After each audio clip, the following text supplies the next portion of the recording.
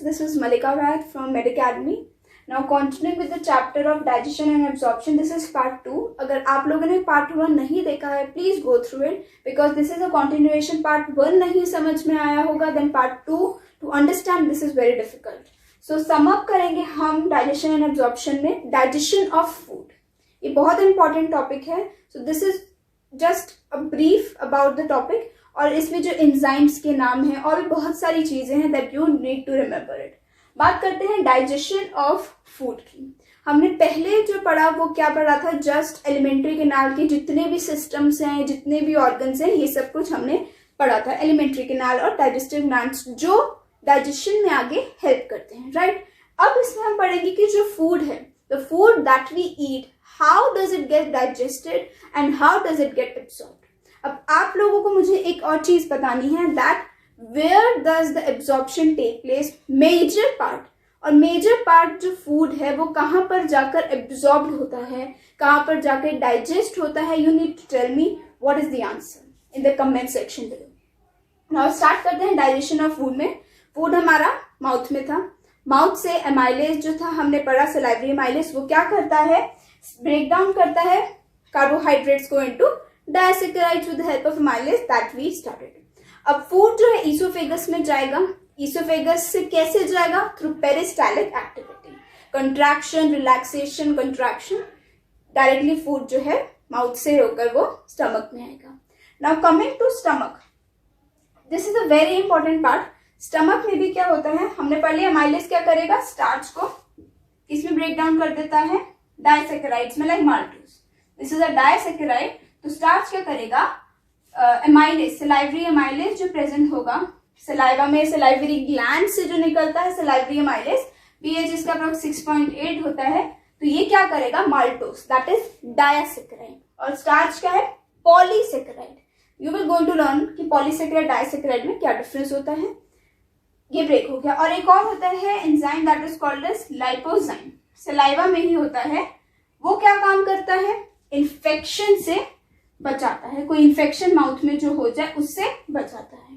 Okay, so this what was about the digestion of food in the mouth. अब oesophagus में आया, oesophagus से stomach में आया.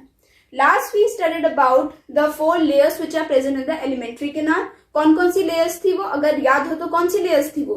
First was serosa, then muscularis, then submucosa, और उसके बाद आती थी म्यूकोसा. इफ यू रिमेंबर, तो ये सारी लेयर्स थी. Mucosa was the innermost layer which was present.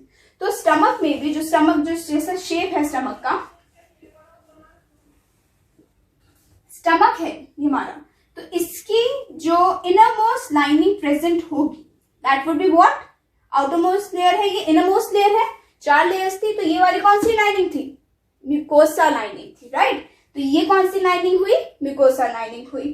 तो म्यूकोसा में गैस्ट्रिक ग्लैंड्स होते हैं. स्टमक में जैसे पहले बताया था, जो स्टमक से रिलेटेड कोई भी चीज होती है वो गैस्ट्रिक में आती है. तो गैस्ट्रिक ग्लैंड्स होते हैं म्यूकोसा में, जो 3 टाइप के सेल्स सिक्रीट करते हैं. कौन सिक्रीट करते हैं, म्यूकोसा में गैस्ट्रिक ग्लैंड्स हैं. म्यूकोसा में क्या है, गैस्ट्रिक ग्लैंड्स हैं जो क्या सिक्रीट करते हैं, गैस्ट्रिक जूसेस सिक्रीट करते हैं, जो आगे क्या करेंगे, ब्रेक डाउन करेंगे फूड को, राइट. फूड की ब्रेक डाउन में, डाइजेशन में गैस्ट्रिक जूस होते हैं. तो गैस्ट्रिक ग्लैंड्स में सेल्स हैं, कौन कौन से, 3 टाइप के सेल्स हैं. इफ यू रिमेंबर, 3 टाइप के सेल्स होते हैं गैस्ट्रिक ग्लैंड्स में, that is mucus neck cells, chief cell या parietal cell, and the third one is what, third one is what, mucus neck cells, chief या parietal cell, and the third one is what, oxyntic cell, right. ये cells present होते हैं gastric glands में. 3 type of sales हैं जो gastric juice secrete करते हैं. अब म्यूकस सेल क्या सिक्रीट करता है, what does mucus cell secrete, नाम से पता चल रहा है. Mucus neck cell, what it will secrete, it will secrete mucus. What it will secrete, mucus. Chief या parietal cell, it will secrete enzyme pepsinogen. Basically stomach में किसकी digestion होती है, टेल मी, स्टमक में किस टाइप की digestion होती है, यू विल आंसर किस. और स्मॉल इंटेस्टाइन में किस टाइप की डाइजेशन होती है, स्टमक में किस टाइप की डाइजेशन होती है, ये आपको पता होना चाहिए, just it is a general thing that you should know what is it. अब ऑक्जेंटिक सेल आते हैं। ऑक्जेंटिक सेल क्या, HCl और इंट्रिंसिक फैक्टर, ये सिक्रीट करते हैं oxyntic cells, right. Mucus stomach में प्रेजेंट होगा। पेप्सिनोजन, पेप्सिनोजन इज इनएक्टिव, इसको एक्टिव किया जाता है ताकि ये किसको डाइजेस्ट कर सके। स्टमक में क्या डाइजेशन होती है, स्टमक में डाइजेशन होती है प्रोटीन्स की। तो पेप्सिनोजन जो चीफ या पेराइटस सेल, हम कुछ भी बोल सकते हैं, जो पेराइटस सेल्स में से जो पेप्सिनोजन निकला था वो इनएक्टिव है। तो जब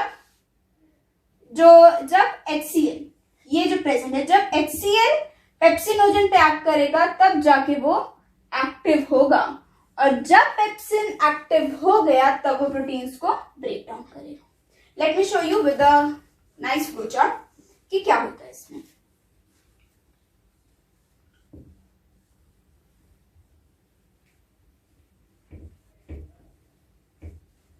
देखिए, पहले पेप्सिनोजन किसमें से सिक्रीट हुआ था, पेप्सिनोजन किसमें से सिक्रीट हुआ था, पेराइटल सेल्स में से, या हम बोल सकते हैं चीफ सेल्स। पेप्सिनोजन सिक्रीट हुआ, दैट इज इनएक्टिव। जो नोजन आगे पढ़ा होगा आपने, ट्रिप्सिनोजन, काइमोट्रिप्सिनोजन, ये सारे इनएक्टिव फॉर्म है। तो पेप्सिनोजन सिक्रीट हुआ हमारा, वो इनएक्टिव था। जैसे ही HCl जो कि ऑक्जेंटिक सेल से सिक्रीट हुआ था, वो इनएक्टिव फॉर्म को क्या कर देगा, पेप्सिन में कन्वर्ट कर देगा, that will be active. Okay, और ये पेप्सिन क्या करेगा, ये पेप्सिन प्रोटीन्स को किस में ब्रेक कर देगा, प्रोटीएसेस में, पेप्टाइड्स में, किसी में भी ब्रेक कर देगा, मतलब ब्रेक डाउन करने के लिए काम करता है। ठीक है, स्टमक में जो डाइजेशन होती है, जो मेन डाइजेशन जो फूड की होती है, वो प्रोटीन्स होते हैं। प्रोटीन्स का ब्रेकडाउन स्टमक में होता है। बाकी जितने भी फैट है, न्यूक्लिक एसिड है, जो भी चीजें हैं, कार्बोहाइड्रेट्स हैं, वो उन सब की डाइजेशन स्मॉल इंटेस्टाइन में होती है, राइट। तो ये हो गया हमारा डाइजेशन। हमारा म्यूकस नेक्स्ट सेल का काम अभी रहता है, पेराइटल सेल ने अपना काम कर दिया, और ऑक्जेंटिक सेल ने, यहाँ पे HCl था, ये सेल्स हो गए। अब म्यूकस, उसके साथ कुछ बाइकार्बोनेट आयंस भी प्रेजेंट होते हैं। ये क्या काम करते हैं, बहुत देखो, HCl का जो pH होता है ना, वो बेसिकली 4 to 5 के बीच का रेंज है, HCl का जो pH है। तो म्यूकस क्या करता है, म्यूकस इस HCl को मेंटेन करता है, ताकि मतलब लाइनिंग को, बेसिकली लाइनिंग को मेंटेन करते हैं, maintain the lining of stomach, ताकि स्टमक में क्या हो, HCl से जो स्टमक की वॉल्स है वो इरोड ना हो सके, खराब ना हो सके। तो उसी की वजह से म्यूकस, बहुत थिक म्यूकस की लाइनिंग प्रेजेंट होती है, ताकि HCl सिर्फ उस पोर्शन तक ही रहे, बाहर ना निकल सके, राइट। तो इसी की वजह से एसिडिटी भी होती है। एसिडिटी क्यों हो जाती है, जो म्यूकस की जो लाइनिंग है वो बीच में से खराब होने लगी। Like this is our stomach, mucus की बहुत थिक लाइनिंग है। अगर थोड़ा सा इरोजन हो गई, थोड़ी सी यहाँ से लाइनिंग हट गई, तो क्या होगा, HCl डायरेक्टली इनर को कॉन्टैक्ट करेगा, तो एसिडिटी जो होती है वो इसी की वजह से होती है। इसका जो मेन रीजन है वो यही है। फाइन, अब हम बात करते हैं, प्रोटीन्स हो गया, म्यूकस का काम हो गया। अब जो फूड है वो स्टमक से होके कहाँ जाएगा, धीरे धीरे धीरे करके स्मॉल इंटेस्टाइन में जाएगा, राइट। और एक और चीज है, जो फूड यहाँ पर जो प्रेजेंट था, जो स्टमक में प्रेजेंट था, उस फूड को बोलते हैं हम काइम। 4 to 5 आवर्स लगते हैं इस प्रोटीन को पूरा प्रोसेस होने में, और जो फूड बनता है उसे क्या बोलते हैं हम, काइम। ठीक है, अब हम आते हैं किस पर, डिओडेनम पे आते हैं। डिओडेनम में जो फूड का बाकी का जो जितना भी है, क्योंकि स्टमक में सिर्फ प्रोटीन्स की डाइजेशन होती है, स्मॉल इंटेस्टाइन में क्या होगा, सब चीजों की डाइजेशन हो जाएगी। तो देखते हैं अब स्मॉल इंटेस्टाइन में बाइल जूस, पैनक्रियाटिक जूस और इंटेस्टाइनल जूस, ये सारे के सारे आके कहां पे आते हैं, सब स्मॉल इंटेस्टाइन में आते हैं। ओके, बाइल जूस, और ये मस्कुलरिस लेयर में होता है, ध्यान रखिएगा, हमने 4 लेयर्स पढ़ी थी, म्यूकोसा में ये होता है, मस्कुलरिस में होता है। बाइल जूस, पैनक्रियाटिक जूस और इंटेस्टाइनल जूस, ये सारे स्मॉल इंटेस्टाइन में आते हैं। लास्ट वीडियो में भी डिस्कस्ड अबाउट कि बाइल जूस और पैनक्रियाटिक जूस कैसे आते हैं। अगर नहीं पढ़ा then go to part 1 and just see how these formations come up, how the ducts come up and they move into the small intestine, that is duodenum part of the small intestine.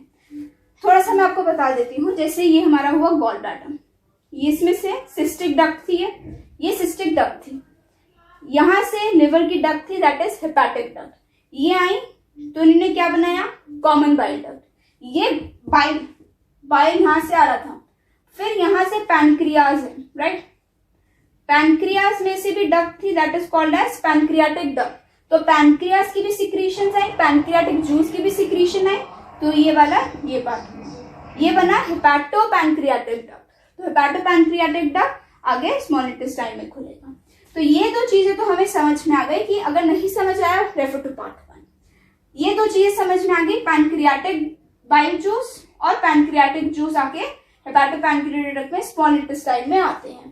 Intestinal juice वो हुआ intestine जो enzymes जो present है जो खुद small intestine के अंदर present है, ये वो है भाई, उनका भी तो कुछ काम होगा, ये दोनों का काम है। स्मॉल इंटेस्टाइन के अंदर भी तो कुछ एंजाइम्स कुछ जूसेस होंगे, उनका भी काम होगा, तो ये सारे मिलके स्मॉल इंटेस्टाइन में आए, आगे जो डाइजेशन हुई वो हुई।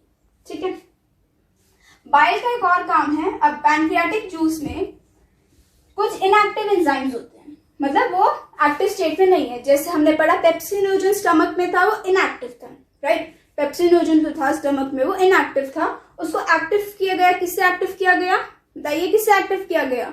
उसे एक्टिव किया गया HCl से, अगर याद हो तो अभी हमने जस्ट पढ़ा HCl से एक्टिव किया गया। ऐसे ही पैनक्रियाटिक जूस में भी कुछ इनएक्टिव एंजाइम्स होते हैं लाइक ट्रिप्सिनोजन, और बताइए क्या होंगे, ट्रिप्सिनोजन, काइमोट्रिप्सिनोजन और procarboxypeptidases, amylase, lipase, nucleus, ये सब इनएक्टिव है।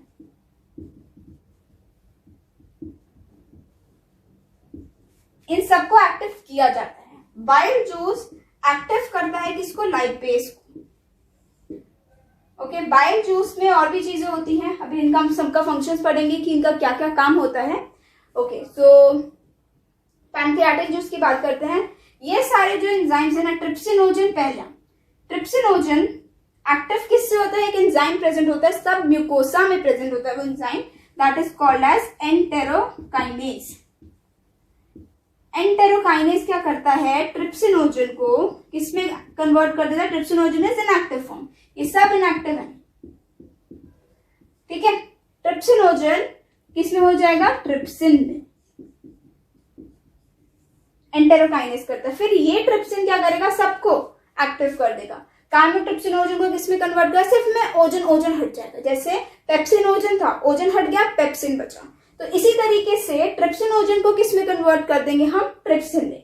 काइमोट्रिप्सिनोजन को काइमोट्रिप्सिन में, प्रो कार्बोक्सी पेप्टिडेस को carboxypeptidase, amylase as it is ही रहेगा, लाइपेज को एक्टिव कर दिया बाइल ने, न्यूक्लियस राइट। तो ट्रिप्सिन ही एक्टिवेट करता है सबको राइट। इनके फंक्शन हम पढ़ेंगे, पहले हम बाइल जूस देखते हैं। बाइल जूस में दो और पिगमेंट्स होते हैं, that is called as biliverdin and bilirubin, ये दो होते हैं और एक्टिव फिर ये लाइपेज को करते हैं। ये क्या करते हैं, इमल्सिफिकेशन ऑफ फैट। आपने 10th क्लास में भी ये पढ़ा होगा, 10th क्लास में भी है ये इमल्सिफिकेशन ऑफ फैट। इसका क्या मतलब हुआ बताइए, इसका क्या मतलब हुआ, इमल्सिफिकेशन ऑफ फैट। जो बाइल जूस काम कर रहे हैं लाइक एमल्सिफिकेशन ऑफ फैट, इसका मतलब क्या हुआ, बड़े फैट ग्लोब्यूल्स को किसमें कन्वर्ट कर रहे हैं, ये छोटे फैट ग्लोब्यूल्स में। बेसिकली स्मॉल इंटेस्टाइन में क्या हो रहा है, I just told, small intestine में क्या होता है, हर एक चीज का, प्रोटीन्स, स्टार्च, कार्बोहाइड्रेट जिसे हम बोलेंगे, फैट और न्यूक्लिक एसिड, इन सब का डाइजेशन होता है। और स्टमक में किस चीज का डाइजेशन हो रहा था, सिर्फ और सिर्फ प्रोटीन्स का डाइजेशन हो रहा था। ठीक है, आ रही है बात समझ में। तो ये सारा हुआ इमल्सिफिकेशन ऑफ फैट का मतलब क्या हुआ, बड़े फैट ग्लोब्यूल्स को हम छोटे फैट ग्लोब्यूल्स में करेंगे with the help of bile juice. जो बाइलिरुबिन, बाइलिवर्डिन ये सब, और एक्टिवेट लाइपेज को भी करते हैं। दूसरा फंक्शन इनका ये भी है। नाउ बात करते हैं, हाँ एक और चीज मैं बताना भूल गई, bile juice, pancreatic juice, intestinal juice, इसको सक्कस एंट्रिकस और इंटेस्टाइनल जूस, हाँ इसको सक्कस एंट्रिकस ही बोलेंगे, मतलब इंटेस्टाइनल जूस को हम सक्कस एंट्रिकस भी बोल सकते हैं। ठीक है। और जैसे जो फूड है, जैसे मैं आपको बताती हूँ,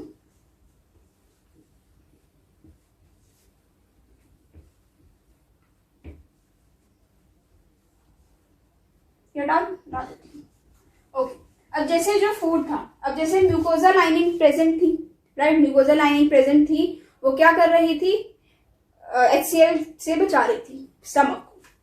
ये स्टमक बना दिया मैंने, थोड़ी राइटिंग गड़बड़ है बट मैं हैंड मतलब ड्राइंग ये आया मेरा स्मॉल इंटेस्टाइन।